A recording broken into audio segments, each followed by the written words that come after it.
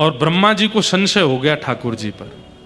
सोचिए, हम तो मानव हैं, वो ब्रह्मा हैं जिसने हमको बनाया। जब उनको संशय हो सकता है ठाकुर जी की लीला पे, तो हम कौन हैं? संशय हो गया। उसने कहा अब मैं मजा चकाऊंगा, ये बालक बहुत दिनों से बहलूपिया भगवान बनकर के हम लोगों से पूजा करवा रहा है, इसको बताता हूं मैं।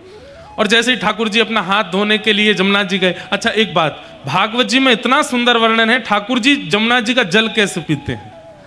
ठाकुर जी अंजलि में लेके नहीं पीते। एक जगह वर्णन आता है कि जैसे बछड़ा बछिया जल पीते हैं। बछड़ा बछिया कैसे जल पीते हैं?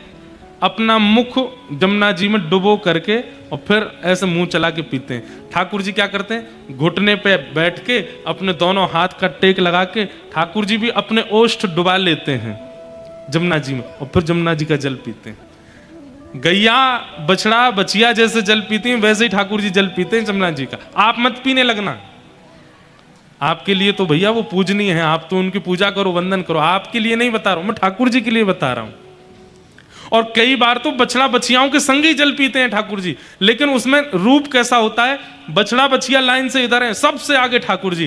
तो ठाकुर जी अपना मुख जैसे ही जमुना जी में डालते हैं, जमुना जी मुख का स्पर्श करती, अधर का स्पर्श करके बहती हुई आगे जाती है, और सब बछड़ा बछिया उसी अधरामृत का पान करते हैं। ये तो कोई चित्रकला बनाना जानता हो उसके लिए ये एक भावना है। और ठाकुर जी मुख बोर करके जल पी रहे हैं, नाक नहीं डूबी है, केवल ओष्ठ डूबे हैं, और बीच बीच में जीभ निकाल के जमुना जी पीते हैं, और अपने नेत्र तिरछे करके यहां सब बछड़ा बछियाओं को तिरछी नजर से देखते हैं। पेट भर चुका है, प्यास बुझ चुकी है बछड़ा बछियाओं की, फिर भी पी रहे हैं। क्यों? ठाकुर जी का अधरामृत है। अद्भुत है लीला।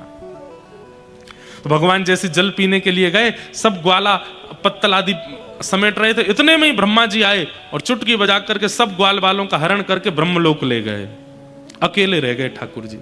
ठाकुर जी ने जल पीने के बाद पीछे देखा, ग्वाल बाल बछड़ा बछिया सबको लेकर के ब्रह्मा जी चले गए। भगवान ने थोड़ी देर तो ढूंढा, हो सकता है खेल रहे होंगे मेरे साथ। थोड़ी देर बाद देखे, बोले कहां चले गए सब। जैसे ही अपने नेत्र बंद करके दिव्य दृष्टि से देखा तो सब ब्रह्मलोक में बंदी बने हैं। ब्रह्मा जी सबका हरण करके ले गए। ठाकुर जी बोले, ब्रह्मा मेरी लीला पे संशय हो रहा है, मुझ पे संशय हो रहा है, तो मेरा हरण करके दिखाता, मेरे ग्वाल बालों का हरण किया। बंधुओं एक बात निश्चित मान लीजिए, ठाकुर जी को अपने भक्तों के प्रति कोई कष्ट सहन नहीं होता। ठाकुर जी से सहन नहीं हुआ। जितने ग्वाल बाल थे सब ठाकुर जी ने अपने रूप से प्रकट कर दिए। श्री दामा मधुमंगल जितने भी सखा हैं, सब ग्वाल बाल ठाकुर जी से ही प्रकट हो गए। मतलब ठाकुर जी ही ग्वाल बाल बछड़ा बछिया बन गए और लौट करके वृंदावन चले गए। कुछ दिन बाद ब्रह्मा जी ने सोचा पृथ्वी पर जाके देखूं क्या हो रहा है। वो भेलूपिया कृष्ण रो रहा होगा ग्वाल बालों की याद में, अपने आप को भगवान मानता है। ब्रह्मा जी ने जैसे नीचे आकर के देखा तो जितने ग्वाल बाल ब्रह्मलोक में थे सब नीचे भी घूम रहे थे, वैसे ही खेल रहे हैं, वैसे ही नाच रहे हैं, वैसे ही गा रहे हैं, वैसे ही आनंद कर रहे हैं। ब्रह्मा जी बोले ये हो ही नहीं सकता। एक बार मैंने जिसको बनाया और उसका हरण मैंने कर लिया, तो मेरे अलावा दूसरा उसी की कॉपी और कोई बना नहीं सकता। जो ब्रह्मलोक में है वो पृथ्वी पर कहां से आ गए। अब ब्रह्मा को लगा कि नहीं, ये तो परमात्मा ही है, मुझसे तो बहुत बड़ी भूल हो गई, मैंने इनकी लीला पर संशय किया। इसलिए संशय करने वाले सुन लीजिए, ठाकुर जी की लीला पर जिज्ञासा होनी चाहिए, आपके मन में प्रश्न उठना चाहिए, पर संशय नहीं होना चाहिए। संशय का मतलब क्या होता है? संशय मतलब प्रमाण के बाद भी ना मानना कि ये परमात्मा है, ये संशय है। संशय मतलब शक। ठाकुर जी पर संशय मत करो। आप जिज्ञासा कर सकते हैं, प्रश्न कर सकते हैं, पर संशय नहीं। संशय करेंगे तो क्या होगा, सुनिए। ब्रह्मा जी ने जैसे देखा सारे ग्वाल बाल नीचे हैं, ब्रह्मा जी बोले तो बहुत बड़ी गलती हो गई। दिव्य दृष्टि से देखा तो ग्वाल बाल नहीं थे, सब कृष्ण ही घूम रहे थे पृथ्वी पर ग्वाल बाल बन के। समझ गए ये तो परमात्मा है, अब मुझे क्षमा मांगनी चाहिए, पर खाली आज क्षमा नहीं मांगूंगा, ग्वाल बालों को ब्रह्मलोक से ले आता हूं, उनको अर्पित करके फिर क्षमा मांग लूंगा। लेकिन ब्रह्मा जी को लगता है वही ब्रह्मा है, भगवान उनसे भी बड़े ब्रह्मा हैं। ब्रह्मा जी तो नीचे आए, ठाकुर जी ब्रह्मा का रूप धारण करके ऊपर चले गए और ब्रह्मलोक में जाके कह दिया आजकल भेलूपिया बहुत घूम रहे हैं, हम जैसा कोई और दिखे तो भगा देना। और स्वयं जाकर के ब्रह्मलोक की पदवी पर जाके बैठ गए ठाकुर जी। अब असली ब्रह्मा ऊपर गए। जैसे ही ब्रह्मा जी ऊपर पहुंचे, द्वार वालों ने द्वार ही नहीं खोले। ब्रह्मा जी बोले द्वार खोलो जल्दी, क्या कर रहे हो, इतनी देर लगा रहे हो। द्वारपाल आए, बोले तुम कौन? बोले मुझसे पूछते हो मैं कौन, मुझे नहीं जानते तुम? देखो अभी मेरा दिमाग ठीक नहीं है, जल्दी द्वार खोलो, मुझे एक काम करना है, ग्वाल वालों को लेकर नीचे जाना है, मेरे मेरे मेरे कार्य में विघ्न मत डालो। द्वारपाल बोले नहीं तो? बोले नहीं तो मैं ब्रह्मा हूं, भ्रकुटी टेढ़ी कर दूंगा, नष्ट हो जाओगे तुम। द्वारपाल बोले एक मिनट रुको। भीतर गए, डंडा निकाल के लाए। बोले भागते हो कि हम बताएं अभी? ब्रह्मा जी बोले तुम लोगों का ऐसा मेरे प्रति व्यवहार क्यों? मैं ब्रह्मा हूं, तुम्हारा विधाता हूं। द्वारपाल बोले तू विधाता नहीं है, तू भेलूपिया है, विधाता तो भीतर बैठे। ब्रह्मा जी भीतर बैठे हैं और उन्होंने आते ही बताया था कि भेलूपिया आएगा, उसको भगा देना। ब्रह्मा जी बोले जो दूसरे ग्वाल बाल बना सकता है वो ब्रह्मा भी तो बन सकता है, वही बैठे होंगे अंदर। ब्रह्मा जी ने कान पकड़ के कहा मैं ही नकली ब्रह्मा हूं, मैं स्वीकार करता हूं कि मैं नकली हूं, मैं चला जाऊंगा पर एक बार असली ब्रह्मा से मुझे मिलवा दो। रुको पूछ के आते हैं। भीतर जाके भगवान से पूछा, भगवान ब्रह्मा बने बैठे थे। बोले वो नकली ब्रह्मा आया, बोले बुला के लाओ। ब्रह्मा जी जैसे भीतर गए, कमल आसन, कमल पर विराजते हैं ब्रह्मा जी। कमल अंतर ध्यान हो गया, शेषनाग प्रकट हो गया, ब्रह्मा जी अंतर ध्यान हो गए, शंख चक्र गदा पद्मधारी नारायण प्रकट हो गए। और प्रकट होकर के बोले ब्रह्मा ये तुमने अच्छा नहीं किया, मैं लीला कर रहा हूं ब्रजवासियों के साथ, ये मेरा प्रेम है कि मैं प्रेम के अधीन होकर के सारे नियम भूल जाता हूं और तुम मुझ पे संशय कर रहे हो। संशय किया कोई बात नहीं, लेकिन मेरे ग्वाल बालों का तुमने हरण कर लिया, ये बहुत बड़ा अपराध किया ब्रह्मा, तुमको मैं कभी क्षमा नहीं करूंगा। ब्रह्मा जी ने खूब सुंदर स्तुति गाई, लेकिन भगवान ने क्षमा नहीं किया। और भगवान वहां से ग्वाल बालों को लेकर के वापस आ गए।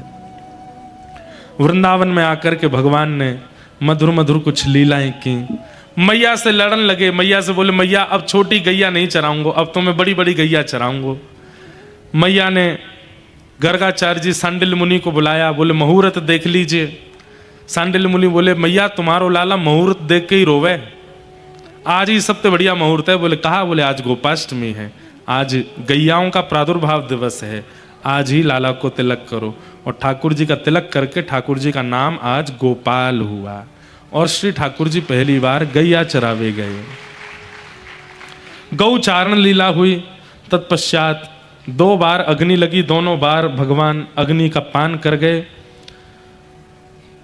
वेणु गीत की कथा आती है, बहुत सुंदर है वेणु गीत, सबको प्रणाम मात्र करते हैं। आगे भगवान ने मथुरा की गोपियों के ऊपर कृपा की। तत्पश्चात एक दिन ठाकुर जी गौ चरा करके आ रहे थे और तभी पूरे व्रजमंडल में खूब सुंदर देसी घी की सुगंधी आ रही थी, 56 भोग सामग्री बन रही है, ब्रजवासी सब आनंदित हो रहे हैं। ठाकुर जी पहुंच गए और ठाकुर जी ने जाकर करके जैसी देखी महाराज 56 भोग सामग्री बना रहे हैं।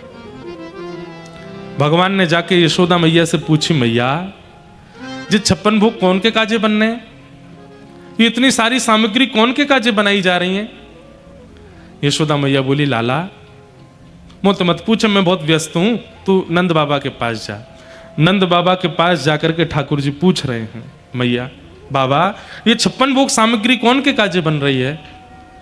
तब नंद बाबा बता रहे हैं, हम सब ब्रजवासियों के देवता कौन है? बोले पर्जन्य मतलब भगवान इंद्र। बहुत ध्यान से सुनो, भगवान इंद्र हम ब्रजवासियों के देवता हैं। हम सब ब्रजवासी उनको प्रणाम करते हैं, उनको वंदन करते हैं, उनकी पूजा करते हैं। सबसे प्रसन्न होकर के इंद्र अतिवृष्टि अनावृष्टि ओलावृष्टि नहीं करते हैं, इसलिए हम इंद्र की पूजा करते हैं ताकि हमारी खेती बाड़ी फसल सब बढ़िया बनी रहे। ठाकुर जी बोले इंद्र की पूजा करेंगे तो इंद्र वर्षा करके हमारी खेती सुधारेगो? बोले हाँ। अच्छा बाबा इंद्र तो प्रसन्न है गए और कहीं सूर्य देवता नाराज है गए तो हमारी खेती चलेगी? नंद बाबा बोले लाला सूर्यदेव नाराज है तो खेती तो वातेव नहीं होगी। अच्छा बाबा आपने सूर्य भी प्रसन्न कर लिए, इंद्र भी प्रसन्न कर लिए, कहीं वरुण देव नाराज है तो वरुण देव भी मना लिए, कहीं वायु देव नाराज है तो बाबा अगर मैं गिनती करा तो जाऊंगा तो 33 कोटि देवता हैं और 33 कोटि देवता अगर नाराज है गए, एक भी नाराज है गए तो आपकी खेती नहीं है पाएगी, क्योंकि ये सब देवता किसी ना किसी कार्य की सिद्धि करते हैं। केवल इंद्र को रिझाने से खेती नहीं होती है।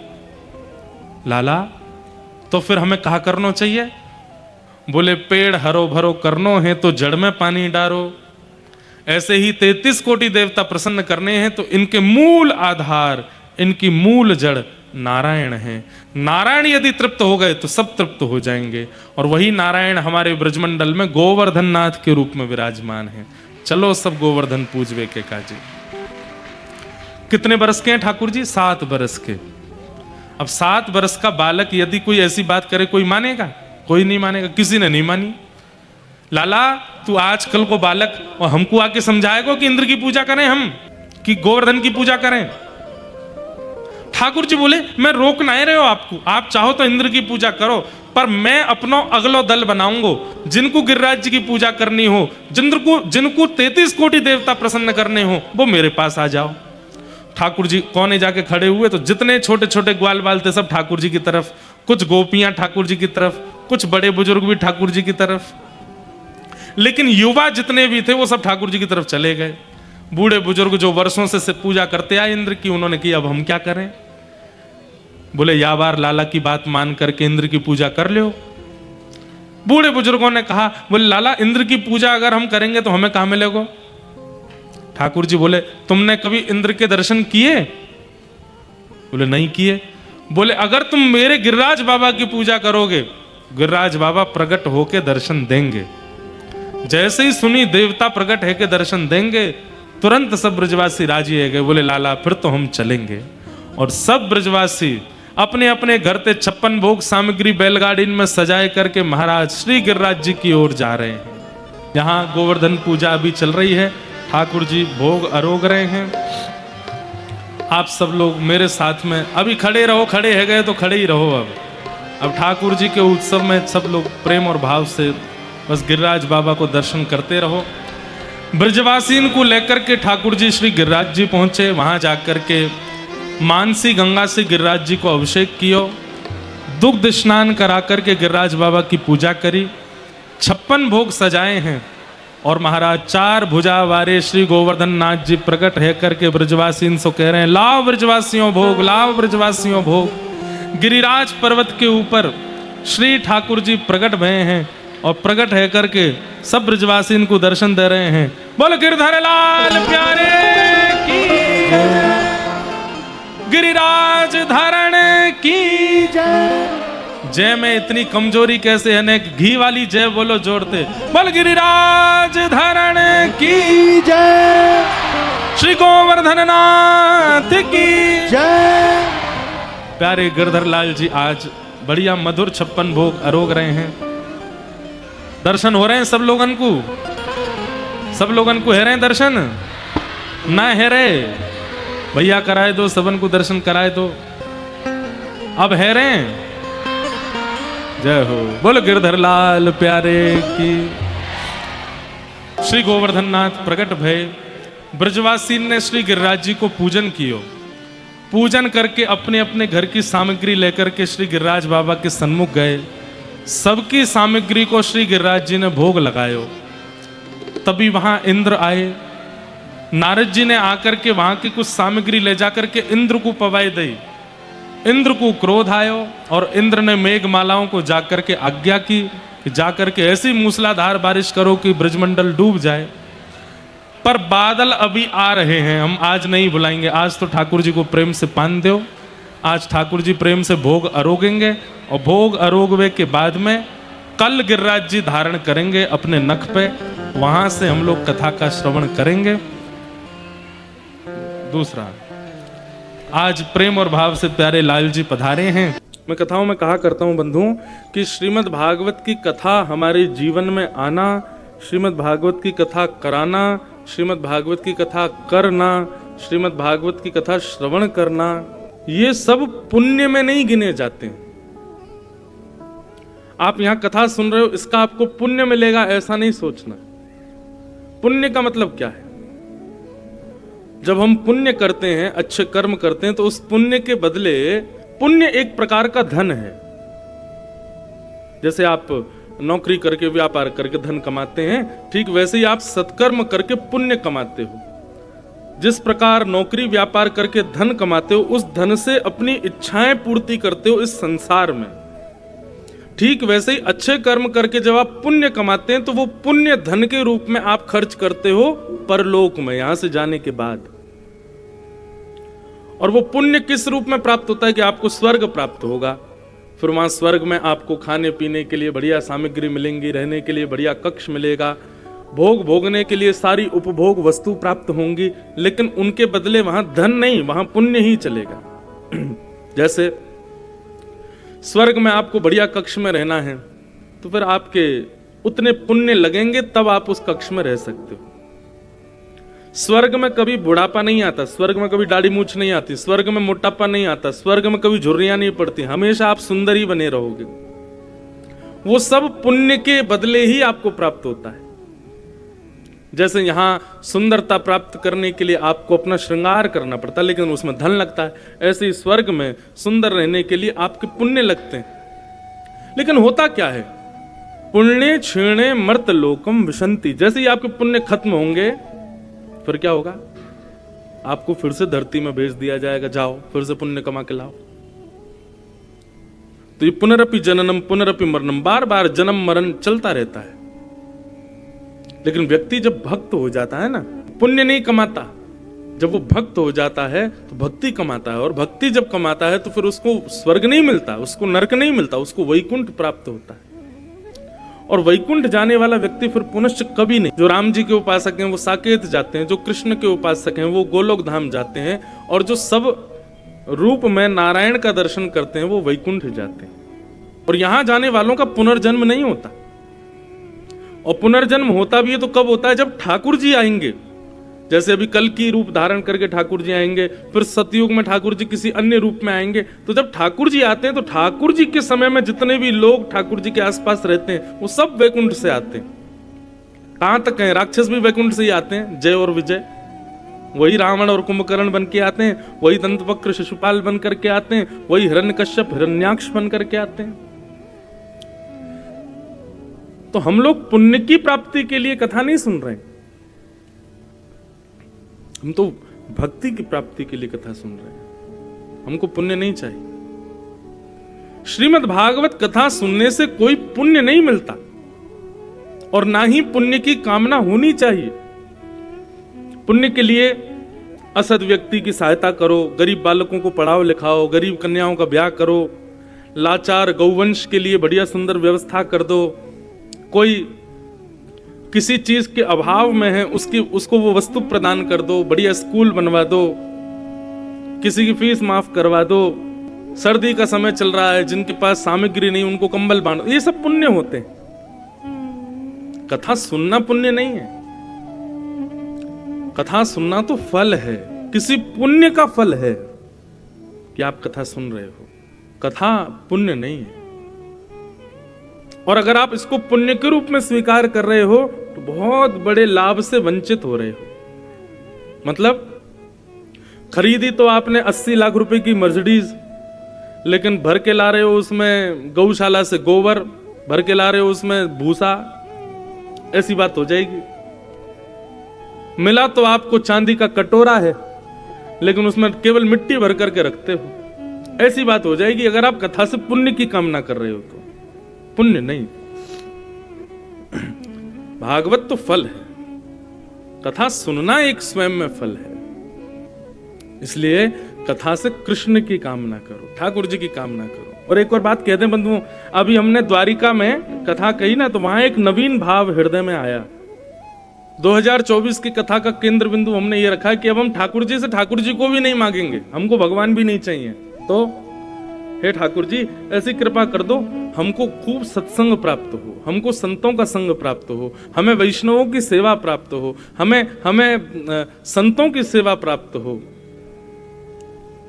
द्वारिका में एक भाव बहुत सुंदर आया, मैं दोबारा कहूं यहां पर, वहां भाव आया, हमने कोई बड़ी फैक्ट्री बनाई या कोई बड़ी सामग्री लगाई या कोई व्यक्ति कुछ बड़ा बनाता है तो वहां पर कार्यकर्ता रखता है और कार्यकर्ता के लिए वो अखबार में निकलवाता है, जगह जगह निकलवा देता है कि भाई हमको कार्यकर्ता की जरूरत है, हमारे पास जॉब है, आपको करनी हो तो आ जाओ। तो व्यक्ति अपने इंटरव्यू देने जाते हैं, इंटरव्यू नहीं भी दें तो आते हैं कि महाराज हमको कोई काम दे दो। तो निश्चित है काम देने वाला व्यक्ति पहले पूछेगा कि आपने कहां कहां काम किया है, पहले ये बताओ। बताएगा महाराज जी मैंने ग्वालियर में वहां काम किया, झांसी में वहां काम किया, उज्जैन में, इंदौर में वहां काम किया। जब हमें पता चल जाता है कि 4-5 जगह ये काम कर चुका है, तब हम उसको नौकरी पर रखते हैं। अच्छा ठीक है तुम एक्सपीरियंस्ड हो, ठीक है हमारे यहां संभालो। लेकिन कोई व्यक्ति आकर के कहे कि काम धंधा तो हमने कहीं कुछ नहीं किया, हम तो सीधे आपके पास ही आ गए, तो उसको रखने में हिचकिचाहट होती है। बोले कहीं बिगाड़ दिया तो, कहीं इसने सब सर्वनाश कर दिया तो, फिर भी बहुत पीछे पड़ेगा तो हम उसको ऐसा काम देते हैं कि वो